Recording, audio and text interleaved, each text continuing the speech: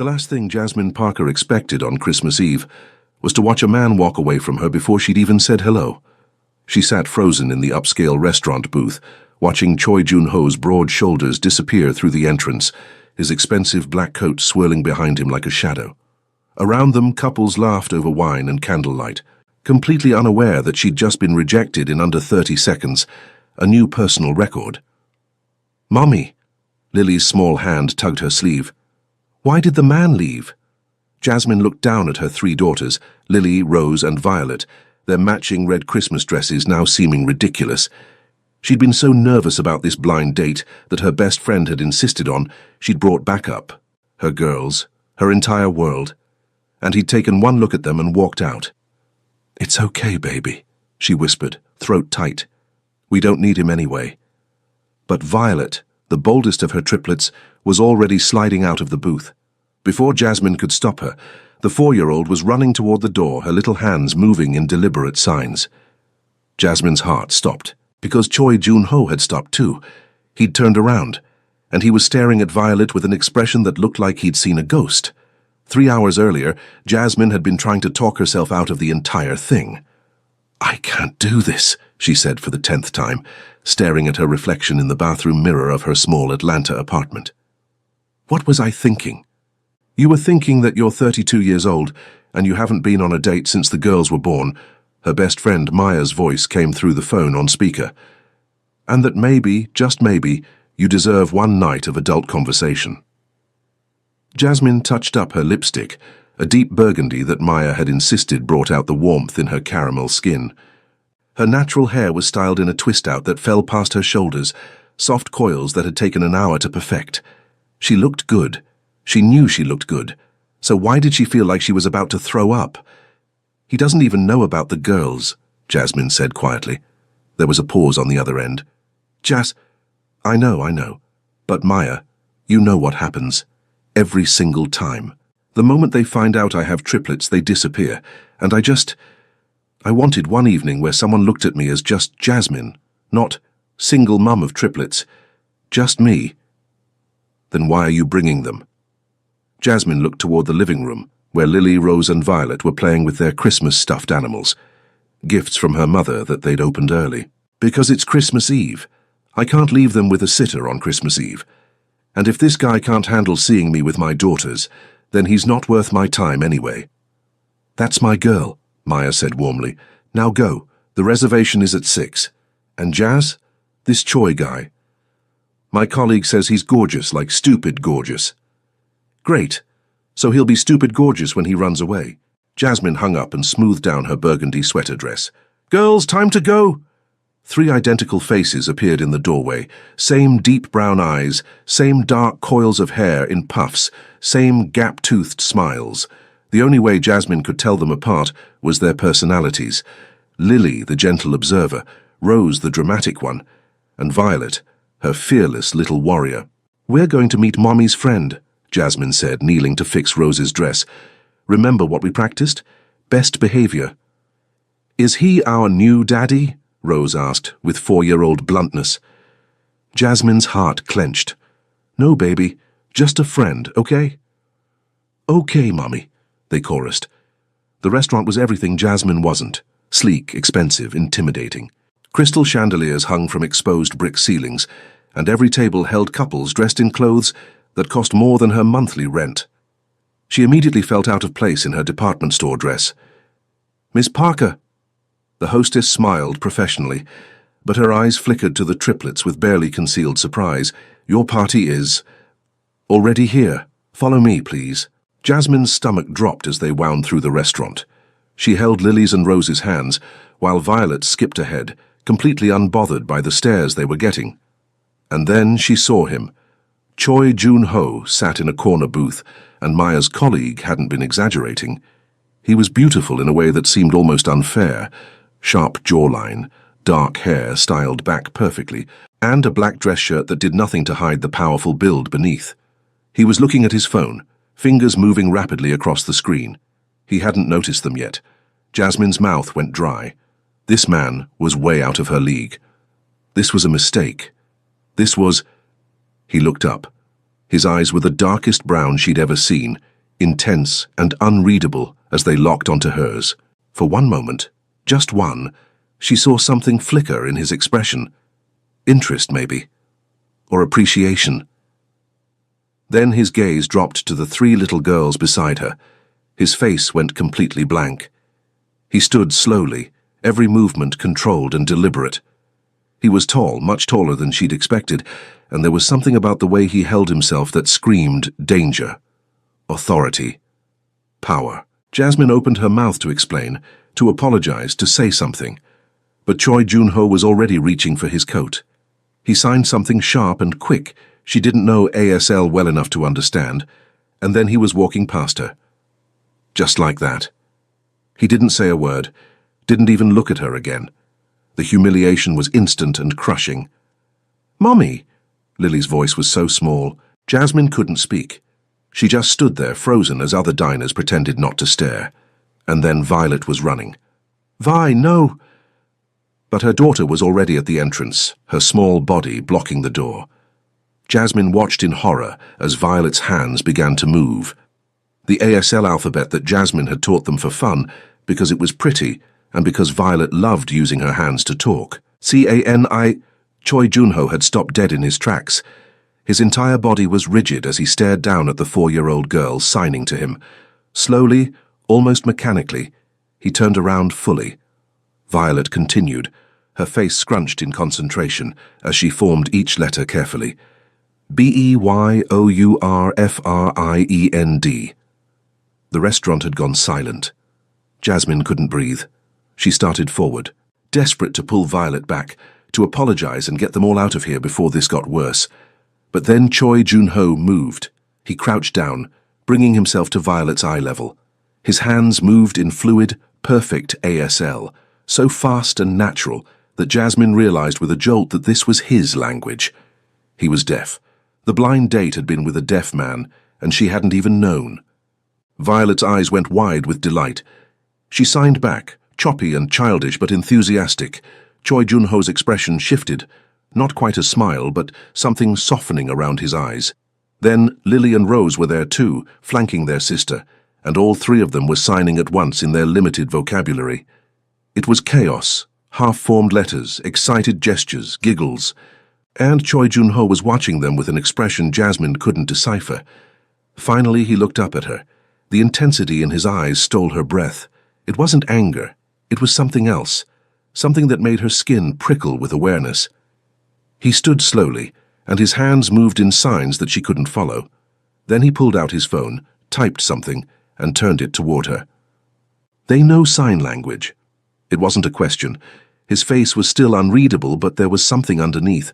Surprise, maybe, or disbelief. "A little," Jasmine managed, her voice shaky. "I've been teaching them, just fingerspelling mostly. I didn't know you were deaf. Maya didn't mention—" He was already typing again. "Why did you bring children to a date?" The bluntness stung, but Jasmine lifted her chin. "Because they're my daughters, and it's Christmas Eve, and if you have a problem with that, then this wouldn't have worked anyway." She expected him to leave again. Part of her wanted him to. Instead, Choi Jun-ho looked at the triplets, still staring up at him with wide, hopeful eyes, and something in his expression shifted. He typed, "I don't have a problem with it. I was leaving because I thought you brought your employer's children to avoid being alone with me, that you weren't interested." Jasmine's mouth fell open. "What? No.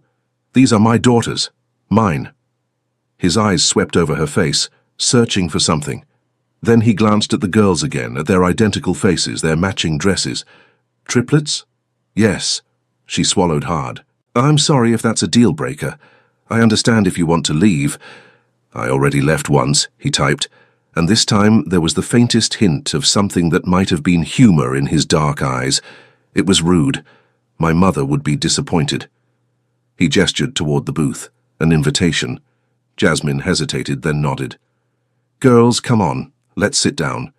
As they slid into the booth, Violet insisting on sitting next to Choi Jun-ho, which he allowed without protest, Jasmine tried to calm her racing heart. This was already nothing like she'd expected. Choi Jun-ho ordered in ASL with the waiter, who signed back fluently, making Jasmine realize this restaurant must be deaf-friendly, and then turned his attention to the girls. He signed something that made Violet giggle, and soon all three of them were trying to sign back, their little hands clumsy but eager. "I'm sorry," Jasmine said, speaking while also using the basic signs she knew. "They're still learning. It's not very good." Choi Jun-ho typed, "They're doing perfectly. How long have you been teaching them?" 6 months, maybe. I saw a video about teaching children sign language early for communication, and I thought, well, it seemed beautiful. They love it." He watched the girls for a long moment, something unreadable flickering across his features. Then he looked at Jasmine, really looked at her, and she felt that gaze like a physical touch. "You're not what I expected," he typed. "Neither are you," she said honestly. "Maya didn't tell me you were deaf. She didn't tell me you had triplets." He paused. "Or that you were stunning." Heat flooded Jasmine's face. Before she could respond, Rose tugged on her sleeve. "Mommy, can we have the fancy bread?" Choi Jun-ho was already signaling the waiter. When the bread basket arrived, he signed something to the girls that made them light up. They each took a piece carefully, suddenly on their best behavior. "What did you tell them?" Jasmine asked. He typed, "That this is special Christmas bread, and we have to eat it like royalty." Something warm bloomed in Jasmine's chest. "Thank you." The dinner that followed was strange and wonderful. Choi Jun-ho barely spoke, typed to Jasmine at first. Instead, he focused on the girls, signing with them, teaching them new words and correcting their finger spelling with a patience that shocked her. Lily, usually shy, signed her name for him. He smiled, actually smiled, and signed it back perfectly, then showed her the sign for flower, since lilies were flowers. Rose demanded to know the sign for princess, and when he showed her, she practiced it so many times that Violet got jealous and insisted on learning warrior instead. Jasmine watched him with growing fascination. This man who'd walked out at the sight of children was now completely engaged with her daughters, treating them like they mattered, like they were interesting.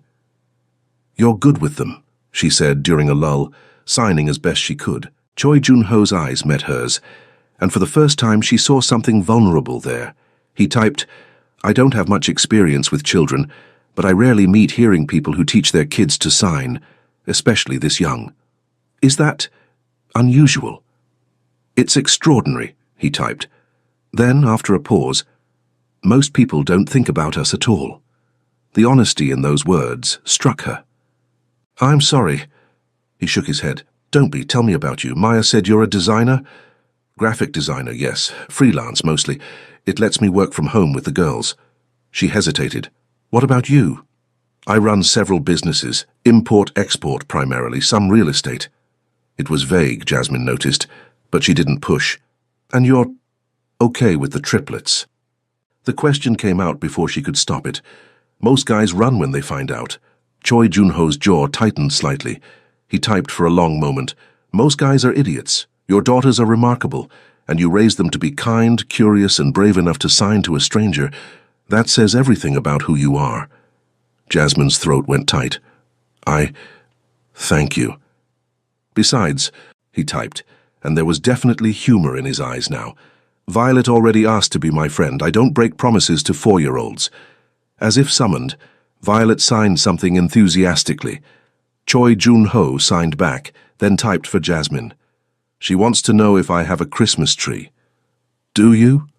He hesitated, then shook his head. "I don't usually celebrate." "Why not?" The question seemed to catch him off guard. His fingers hovered over his phone before he typed, "No one to celebrate with." The loneliness in those words was palpable. Before Jasmine could respond, Rose was pulling on Choi Jun-ho's sleeve, showing him something she'd drawn on a napkin with crayons the waiter had brought. He examined it seriously, then signed his approval. Watching him with her daughters, Jasmine felt something shift in her chest, something dangerous and warm. This was supposed to be a disaster, a blind date that went wrong. Instead, it was becoming something else entirely. When dessert arrived, chocolate cake that the girls devoured with enthusiastic abandon, Choi Jun-ho typed, "Can I see you again? You and the girls?" Jasmine's heart skipped. "So you want to see all of us?" "Yes, they come with you. That's not negotiable, is it?" "No," she said firmly. "It's not. We're a package deal." "Good," he typed. I wouldn't want it any other way. As they left the restaurant, the girls tired and sugar-high, Choi Jun-ho holding the door with that same careful courtesy, Jasmine felt the Christmas lights reflecting in her eyes. Outside, light snow was beginning to fall. Violet tugged on Choi Jun-ho's coat and signed THANKYOU. He crouched down again, and his hands moved in fluid signs. Jasmine caught enough to understand. "Thank you for being my friend." All three girls hugged him, and Choi Jun-ho, this powerful, controlled man who'd almost walked away, carefully hugged them back, his expression unguarded for just a moment. When he stood and looked at Jasmine, she saw everything he wasn't saying. "Tomorrow," he typed, "if you're free." "It's Christmas," Jasmine said. "We'll be home all day. Just us." "Can I come?" He paused. "I promised to bring a tree." Jasmine smiled, genuinely smiled, for the first time in longer than she could remember. "We'd like that." As she buckled the girls into her old car and watched Choi Jun-ho disappear into a sleek black vehicle, Jasmine wondered what she'd just started, and why, for the first time since the triplets were born, she wasn't afraid to find out. Choi Jun-ho arrived at exactly 10 a.m. on Christmas morning with a 7-foot Douglas fir strapped to the roof of a truck that was definitely not the luxury sedan he'd driven the night before. Jasmine opened the door of her small apartment in her pajamas, flannel pants and an oversized college sweatshirt, and froze. "You actually brought a tree," he typed. "I don't break promises." Then, after a pause, "Is this too much?" "Mummy, the tree man is here." Violet's shriek could probably be heard 3 floors down. Within seconds, all 3 girls were at the door, jumping up and down in their matching Christmas pajamas, red with white snowflakes. Choi Jun-ho's eyes softened as he looked at them. "Come in," Jasmine said, stepping aside. "I apologize for the mess. We haven't. I mean, Christmas morning with triplets is—" He held up a hand, then typed, "Don't apologize. This is real life. I appreciate you letting me see it." As he maneuvered the massive tree through the doorway, muscles flexing under his black thermal shirt in a way that Jasmine definitely did not notice, she tried to see her apartment through his eyes. It was small, cramped even. The furniture was mismatched thrift store finds, and toys were scattered everywhere despite her best efforts. The kitchen was barely big enough for 1 person, let alone 4. Her graphic design workspace was a corner of the living room with a second-hand desk, but it was clean, loved. The walls were covered with the girls' artwork, photos of the 4 of them, and her own design prints. A small artificial tree sat in the corner, the best she could afford, already drooping under the weight of handmade ornaments. Choi Jun-ho took it all in silently. Then he typed, "It's perfect. It feels like a home." Something in Jasmine's chest squeezed. "Thank you." The next hour was chaos in the best way. Choi Jun-ho assembled the tree stand with the girls helping, which meant handing him tools and asking approximately 800 questions that Jasmine translated into basic signs. He never once looked frustrated. Instead, he signed patiently, teaching them new words as they went. "Screwdriver," Jasmine signed slowly for the girls.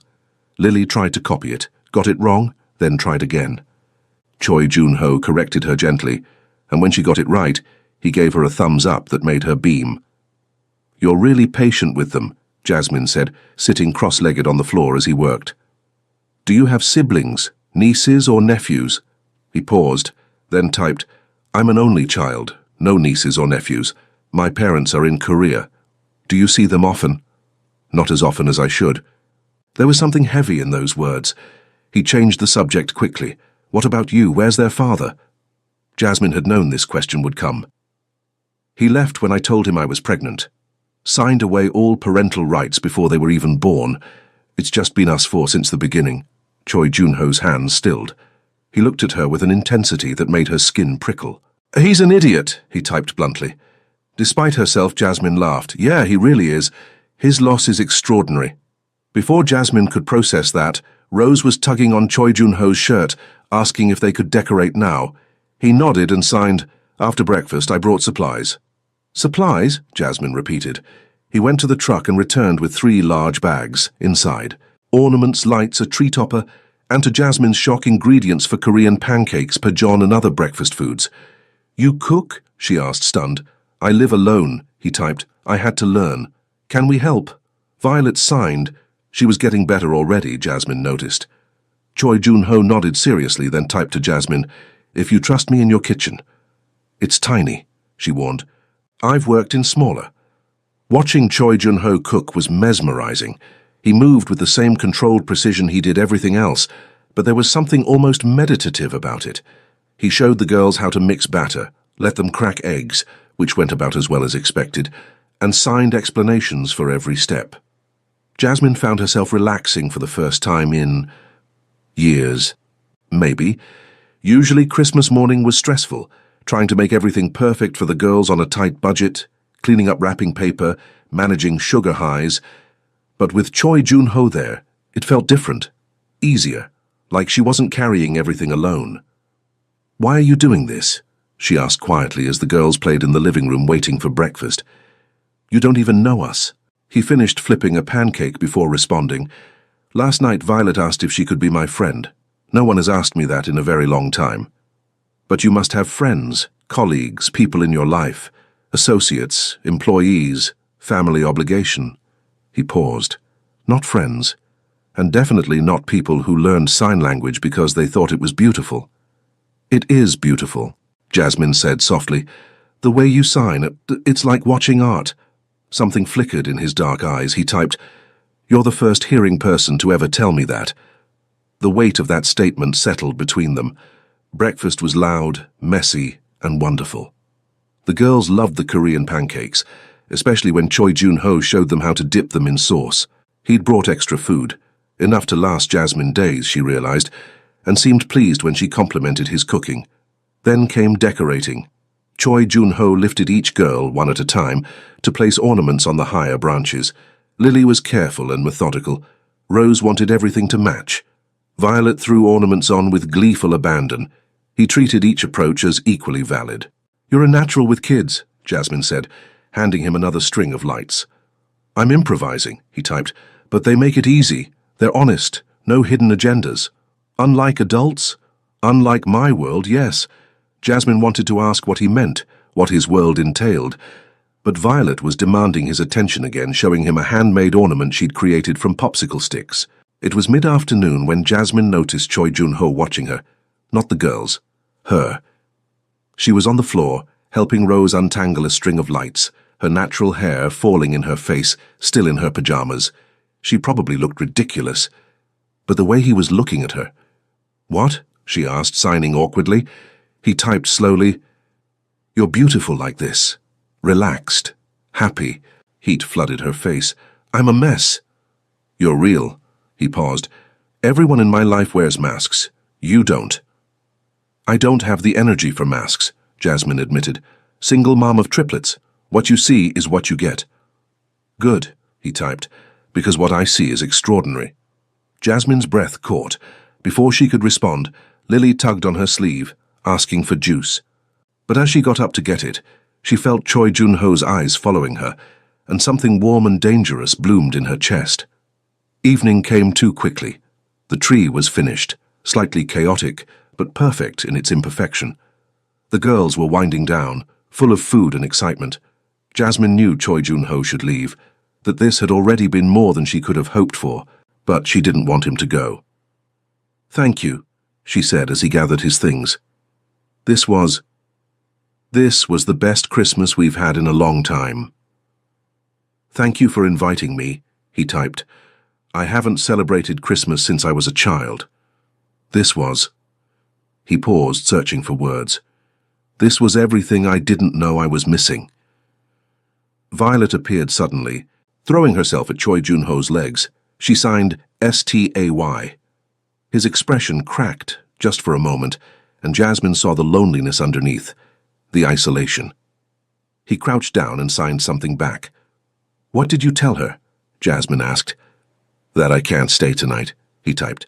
"But if it's okay with Mommy, I'd like to see all of you again. Soon. Tomorrow."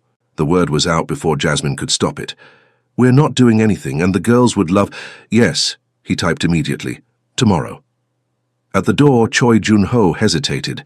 Then he typed, "Can I ask you something personal?" "Okay.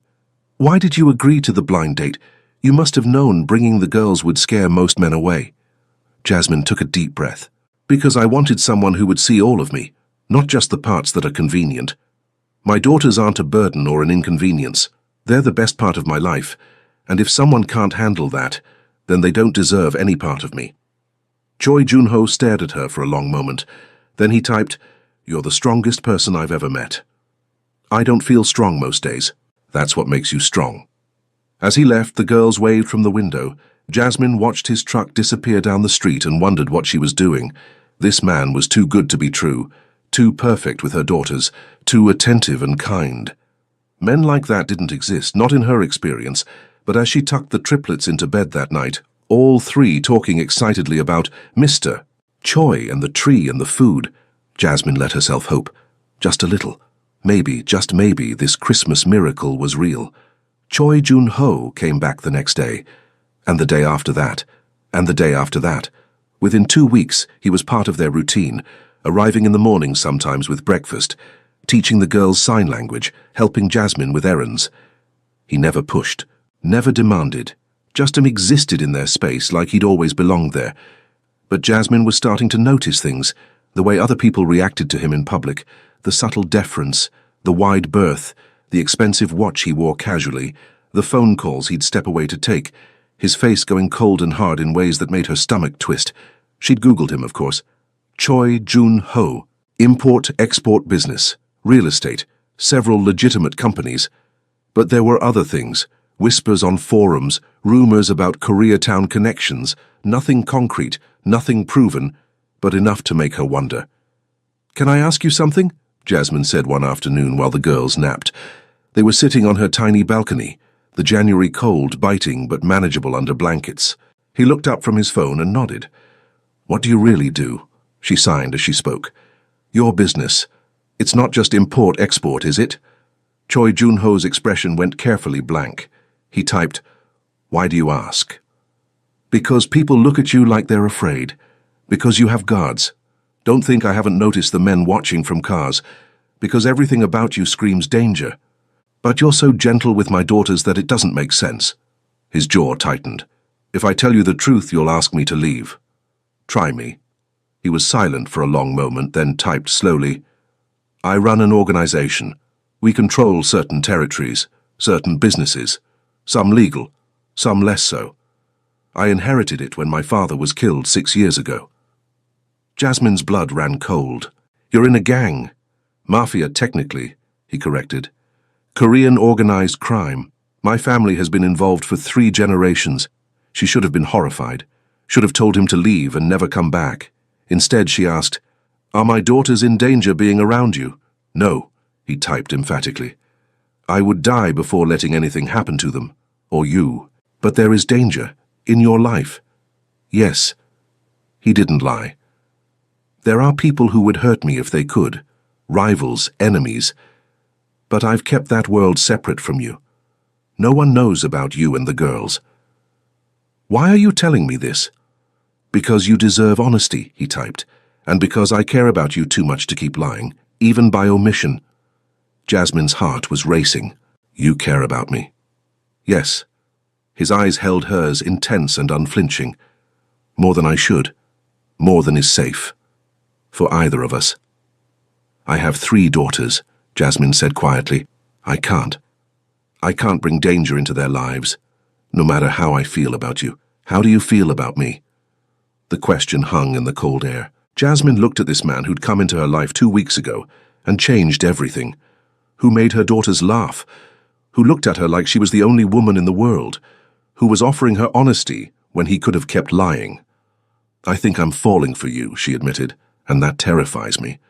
Choi Jun-ho set his phone down and reached for her hand, the first time he'd deliberately touched her beyond helping with the girls. His fingers were warm, strong, and surprisingly gentle. He typed with his other hand, "I've never felt this before.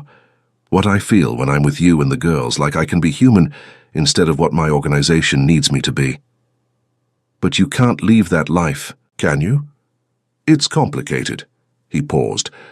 "I've been trying, slowly transitioning to legitimate businesses. But there are obligations, loyalties, people who depend on me. So we're just Stuck. Unless you trust me, he typed. Unless you believe me when I say I will keep you safe. All of you. Jasmine looked at their joined hands. I want to trust you, but I'm scared. Then let me prove it to you. Before she could ask how, Violet's voice called from inside. Mommy, is Mr. Choi still here? Choi Junho's expression softened immediately. He squeezed Jasmine's hand once, then released it, and stood. The conversation wasn't over, but it was tabled. That night, after Choi Junho had left and the girls were asleep, Jasmine's phone buzzed. A text from an unknown number. You should ask your boyfriend what happened to the last woman who got too close to him. She disappeared. Maybe you will too. Jasmine's hands shook as she stared at the message. Then her phone rang. Choi Junho. She answered, and seconds later a text came through. Are you okay?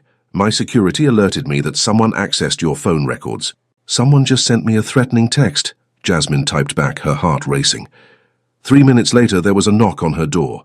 Choi Junho stood there, slightly out of breath, his face hard with barely controlled fury. 2 men flanked him, guards obviously, and Jasmine finally saw the world he lived in.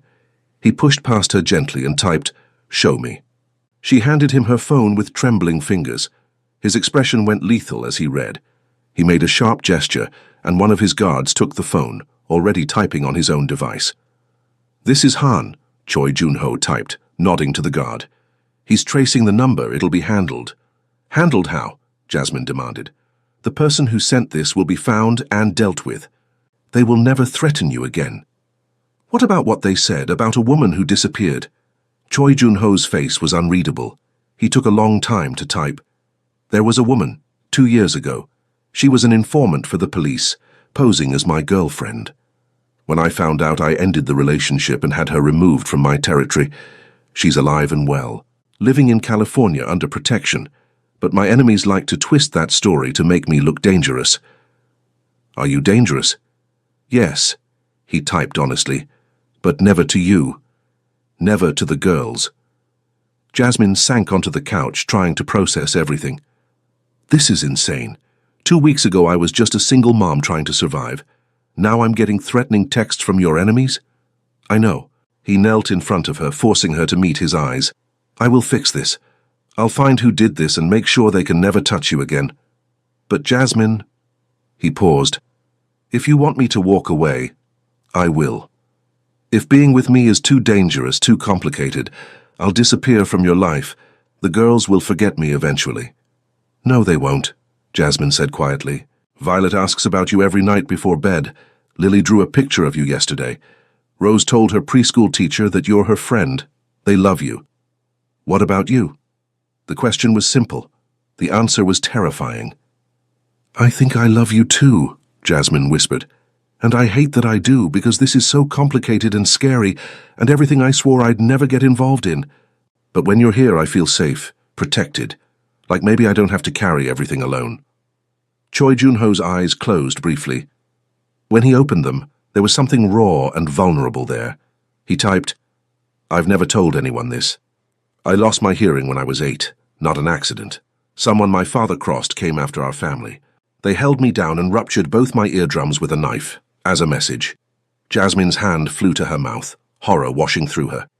That's the world I grew up in, he continued typing. Violence, revenge, fear. I learned to live in silence, to be stronger because of it. But I also learned to trust no one, to keep everyone at a distance, until you, Junho. You and the girls are the first people I've let in since I was a child, he typed, fingers trembling slightly. The first people who make me want to be better, to be more than what my family made me. And I am asking you, begging you, to let me protect you, to let me try to deserve you. Jasmine's eyes burned with tears. What if something happens to you? What if your enemies... Then I'll make sure you and the girls are taken care of, financially, protected, safe. He cupped her face with one hand while typing with the other. But I'm not planning on dying. I'm planning on living, with you, if you'll have me. This is crazy, Jasmine said, tears spilling over. We've known each other 2 weeks. I know. I have 3 daughters. A complicated life. No money, no status, nothing to offer someone like you. You have everything I need, he typed, You see me, the real me, not the organization, not the money or the power. You look at me like I'm just a man, and your daughter's signed to a stranger and asked to be his friend. Do you know how rare that is? How precious? Jasmine did know, because that's what she taught them, to be kind, to be brave, to see people as people. If I do this, she said slowly, if I let you into our lives completely, you have to promise me something. Anything. You have to let me in too, all the way. No more secrets, no more hidden parts. If we do this, we do it together, as partners. Choi Jun-ho stared at her for a long moment. Then he typed, I've never had a partner, only subordinates or enemies. I don't know how to be equal with someone. Then we'll learn together. He kissed her then, the first real kiss. It was gentle, but intense, tasting of desperation and hope, and promises that neither of them knew if they could keep. When they pulled apart, Jasmine was breathless. What do we tell the girls? She asked. That I'm not going anywhere, he typed, if that's what you want. It's what I want, Jasmine said. God help me, it's what I want. Han cleared his throat from the doorway, and Choi Jun-ho stood, instantly shifting back into the controlled leader. He read something on Han's phone, then typed for Jasmine. They found the person who sent the message. A low-level member of a rival organization. They're being handled. I don't want to know what that means, do I? No, he typed honestly, but they won't hurt anyone again. I promise you that. After his guards left, Choi Jun-ho stayed. They sat on the couch in the dark. Jasmine curled against his side, and she felt the steady rise and fall of his breathing. I'm still scared, she admitted. He typed, me too. Of what? Of losing this. Of losing you. Of failing to protect what matters most. Jasmine looked up at him. Then I guess we'll just have to not lose each other. He smiled, a real smile, rare and beautiful, and pulled her closer. Outside, snow began to fall again, and Jasmine wondered if this was what falling in love was supposed to feel like.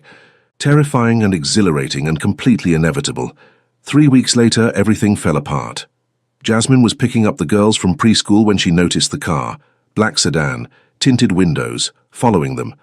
Her heart kicked into overdrive. She'd been careful since that text.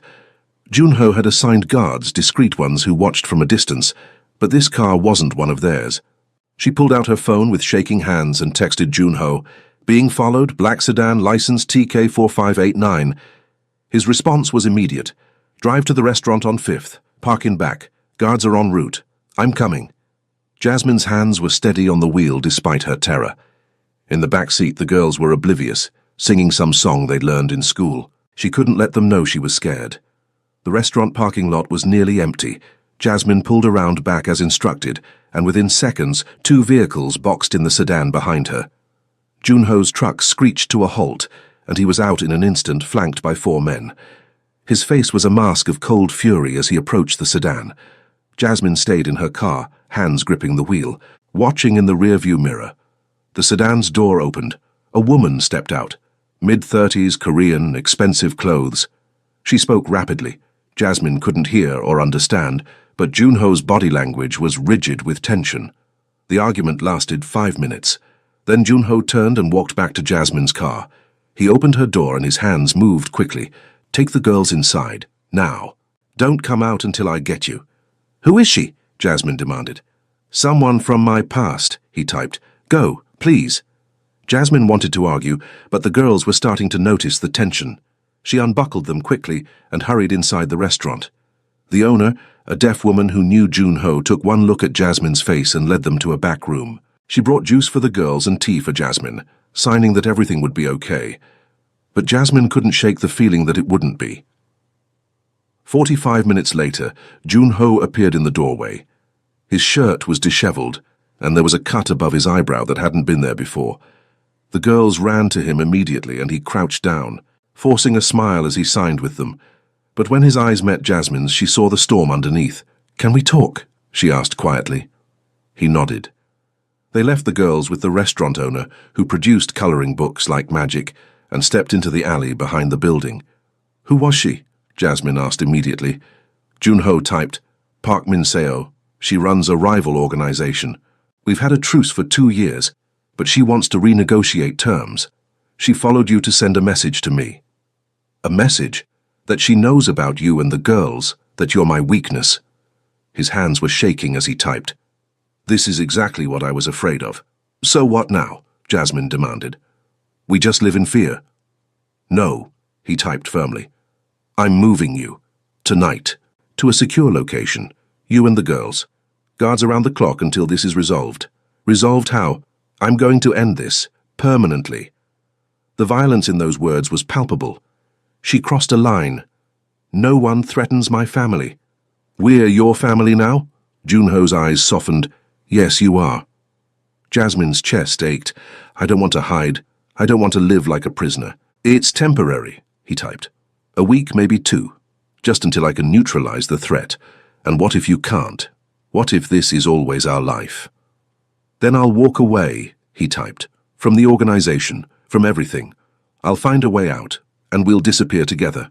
Start over somewhere safe. You'd do that? For you and the girls, I'd do anything. Jasmine believed him. But she also knew it wasn't that simple. What if they come after us anyway, she asked. What if leaving makes it worse? Then I stay and I fight, he typed, and I make sure no one ever threatens you again. That's not a solution. That's just more violence. It's the only language my world understands. Jasmine turned away, trying to breathe through the panic. This was too much, too complicated, too dangerous. Maybe we should end this, she said quietly. Maybe you walking away from us is the safest option. When she looked back, Junho's face had gone completely blank. Is that what you want? He typed stiffly. No, Jasmine admitted, tears burning her eyes. But I have to think about my daughters, about what's best for them. And falling in love with a man whose enemies use children as leverage? That's not best for them. I won't let anything happen to them. You can't promise that, Jasmine's voice cracked. You're one man. You can't control everything, and I can't. I can't risk my babies for this, for us, no matter how much I love you. The confession hung between them. Junho stared at her, and for the first time since she'd known him, she saw real fear in his eyes. He typed slowly. So that's it? You love me, but it's not enough? It has to be enough, Jasmine said, wiping her eyes, because I can't lose them. They're everything. They're everything to me, too, he typed desperately. Jasmine, please, let me protect you. Let me fix this. How? By going to war with this woman. By risking your life, if that's what it takes. And what do I tell the girls when you don't come back? Jasmine demanded. What do I say when they ask where you went? Junho had no answer. Inside the restaurant, Violet's voice called, Mummy? Mr. Choi? Jasmine closed her eyes. We should go back in. Jasmine, please, she whispered. Just, let's get through today. We can figure out the rest later. But she could see in his eyes that he knew what later meant. It meant goodbye. Junho drove them to a secure apartment that night, one he owned under a shell corporation. It was beautiful, spacious, in a building with armed security. Everything Jasmine's tiny apartment wasn't. The girls thought it was an adventure, a sleepover in a fancy hotel. Jasmine felt like she was suffocating. After putting the girls to bed in the master bedroom, she found Junho standing on the balcony, staring out at the city lights. You're leaving after this, aren't you? She asked. He turned, and in the dim light, she could see the resignation on his face. If that's what you need me to do, he typed, I'll disappear from your lives. Make sure you're safe and protected financially, and I'll never bother you again. That's not what I want, Jasmine said, voice breaking. But it's what you need, he typed. I see that now. I was selfish, dragging you and the girls into my world because I was lonely, because you made me feel human. But you deserve better than this, better than me. Don't do that, Jasmine said fiercely. Don't decide what I deserve. Then what do you want? He typed. Tell me, because I'm lost here. I've negotiated with crime lords and corrupt politicians and enemies who wanted me dead. But I don't know how to negotiate with the woman I love when she's right to be afraid. Jasmine stepped closer. I want you. I want this. But I'm terrified of what it costs. So am I. They stood there, inches apart, the weight of impossible choices crushing them both. I wish we'd met in another life, Jasmine whispered. One where you weren't who you are and I wasn't who I am, where it could just be simple. In another life, Junho typed, I wouldn't have been strong enough to deserve you. My past made me who I am, and who I am is someone who will fight for you with everything I have. Even if I don't want you to fight? Then I'll find another way, he typed. I'll talk, negotiate, make deals. Whatever it takes to keep you safe without more violence. But I won't walk away. Not unless you look me in the eye and tell me you don't love me. Jasmine's breath caught. That's not fair. Nothing about this is fair, he typed, but it's real. And I'm asking you to trust me one more time. Give me 2 weeks to resolve this. If I can't, if you're still in danger, then I'll leave. I promise. 2 weeks, Jasmine repeated. 14 days. That's all I'm asking. She should say no, should protect herself and her daughters, should choose safety over this terrifying, consuming love. Instead, she nodded. 2 weeks. But if anything happens to you, he pulled her close and she felt the solid strength of him, the way his heart beat steady against her cheek. Nothing will happen to me, he typed. I have too much to live for now. That night, Jasmine lay in bed with her daughters, listening to them breathe and wondered if she was making the biggest mistake of her life, or the bravest choice. The next 13 days were a blur of tension and waiting. Junho came and went, his face growing more haggard each time. He wouldn't tell Jasmine details, for your protection, he typed, but she could see the toll it was taking. The girls noticed too. Is Mr. Choi sick? Lily asked on day 7. Just tired, baby, Jasmine said, forcing a smile. He's working hard. On day 10, Junho didn't show up at all. Jasmine's phone stayed silent, and her anxiety spiraled into full panic. What if something had happened? What if he was hurt? Dead?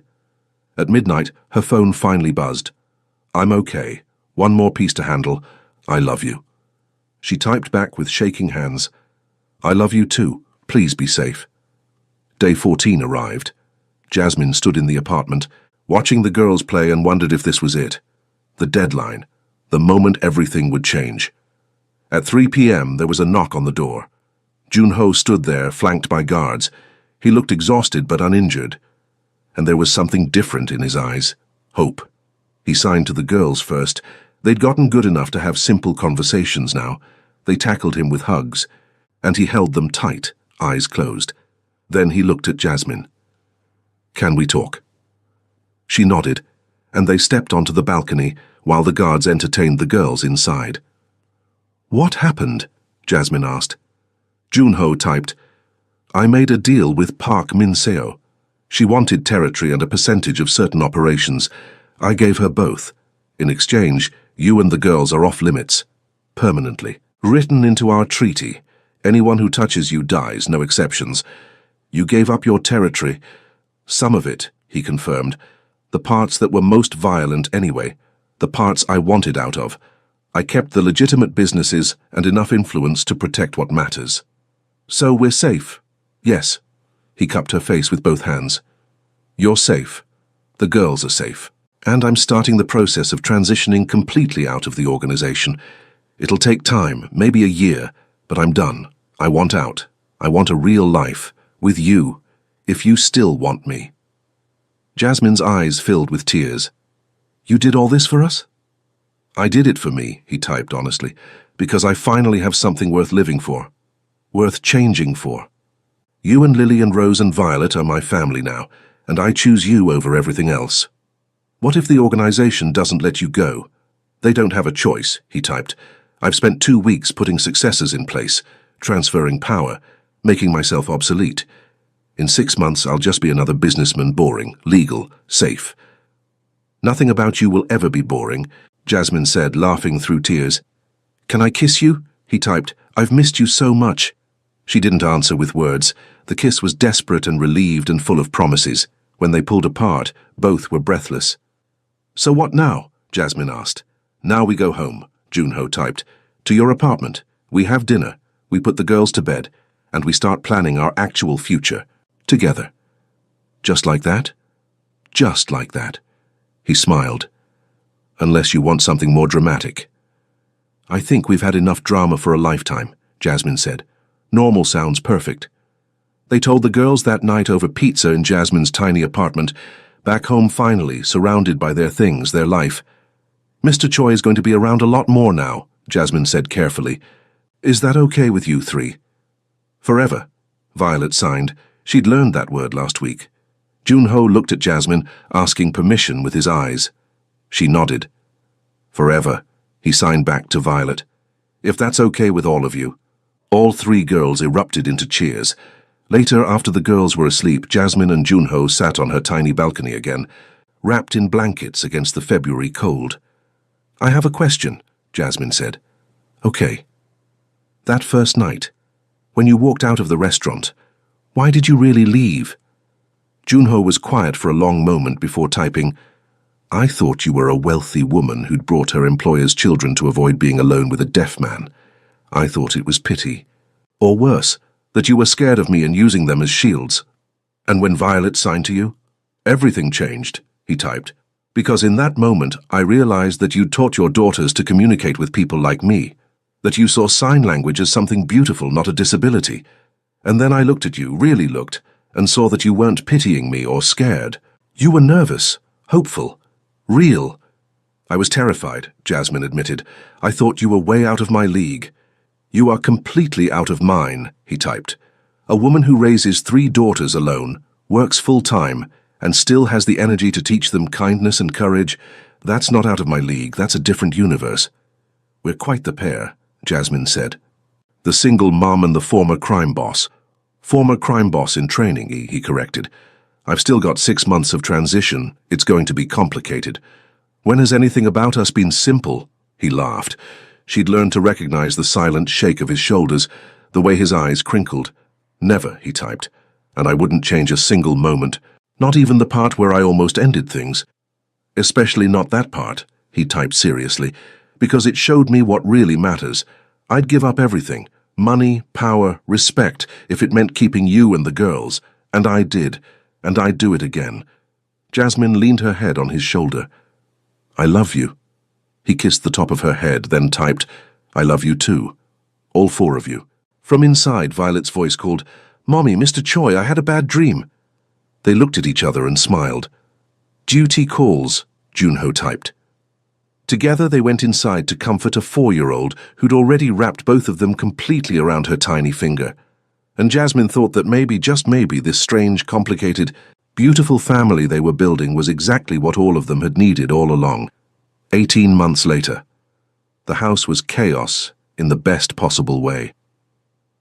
Jasmine stood in the kitchen of their new home, a modest place in the suburbs, nothing like the luxury Junho could have afforded but perfect for their family, and watched her husband attempt to French braid Violet's hair. Husband. She still wasn't used to that word. They'd married quietly 6 months ago, just them and the girls and a few close friends. Junho had cried when the girls walked down the aisle as flower girls, signing, "We love you," in perfect unison. "Mom, I can't find my science project," Rose's voice carried from upstairs. "Check the dining room table," Jasmine called back, then signed it for Junho, who was still focused on Violet's hair. He'd left the organization completely now, walked away clean with enough legitimate businesses to support them comfortably. Some of his former associates still came around occasionally, checking in, making sure he was happy. But the violence was gone. The danger was gone. They were just a normal family now. Well, as normal as a black woman, a deaf Korean former crime boss, and triplet daughters could be. Lily appeared in the kitchen doorway holding up a drawing. "For Dad," she signed carefully. Junho's face lit up. It always did when they called him Dad, and he examined the drawing seriously. It showed the 5 of them under a rainbow holding hands. "It's perfect," he signed back. "We'll put it on the fridge." The doorbell rang, and Jasmine went to answer it. Her mother stood on the porch, arms loaded with groceries. "Someone has to make sure you're all eating properly," she said, bustling inside. She'd been skeptical of Junho at first, what mother wouldn't be, but he'd won her over by learning to cook her recipes and treating her daughter like a queen. "Mom, you don't have to." "Hush. Where are my grandbabies?" The girls appeared like magic, tackling their grandmother with hugs. Junho emerged from the kitchen and Jasmine's mother signed a greeting. She'd been taking ASL classes for a year now. "You look tired," she signed to him. Is Jasmine working you too hard? Hey! Jasmine protested, but Junho was grinning. She's a demanding boss, he signed playfully. But I'm not complaining. Later, after her mother left and the girls were finally in bed, Jasmine and Junho collapsed on the couch. I'm exhausted, Jasmine said. How do people have more than 3 kids? I have no idea, Junho typed. 3 is perfect. Any more and I think we'd lose our minds. Jasmine looked at him. This man who'd walked into her life on a disastrous blind date and somehow become everything she'd never known she needed. Do you miss it? She asked. Your old life, the power, the excitement. He thought for a moment before typing, Sometimes I miss the simplicity of it. Everything was black and white, win or lose, power or weakness. But this, he gestured around their messy lived-in house. This is better, more complicated, yes, but better because it's real. No regrets? Not one, he typed firmly. You and the girls saved me, Jasmine, from a life that was slowly killing me even if I was too stubborn to see it. You gave me a reason to be more than what I was born into. The girls love you so much, Jasmine said softly. They don't even remember a time when you weren't here. Good, he typed, because I plan on being here for every moment of the rest of their lives. Every recital, every graduation, every heartbreak and triumph, all of it. What about ours? Jasmine asked. Our moments? Junho pulled her close and she felt the steady beat of his heart under her palm. Those too, he typed with his free hand. Every single one, starting now.